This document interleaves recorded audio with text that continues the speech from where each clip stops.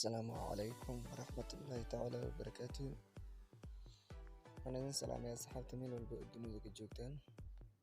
Ku soo dhawaada Qaalid Media Production oo aad ugu barateen casharo ku saabsan KineMaster. Maanta waxaan baranaynaa waxyaabaha KineMaster dhexdiisa ku qarsoon. Marka hore waxaan sameynay video ayaa soo qaadanay. Waxaan sameyn rabtaa video ayaa soo qaadanay. Markaas aan soo qaadatid video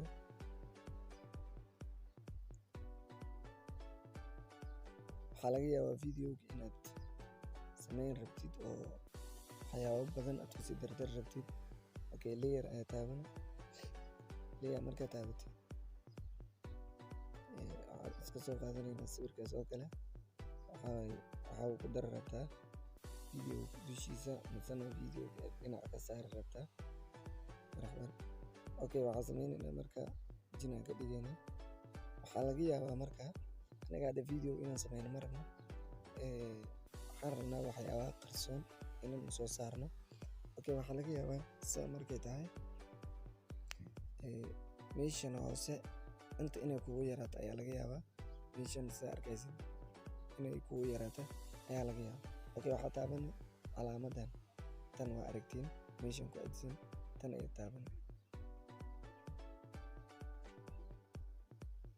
Okay, tan ay taaban markaas aan u taabatid waxaa rabtaa marka play inaad dhahdi oo wuu socdaa videoga waana dhegeysanaysaa laakiin ma arkaysid dhibka jira ayaa kaas ah.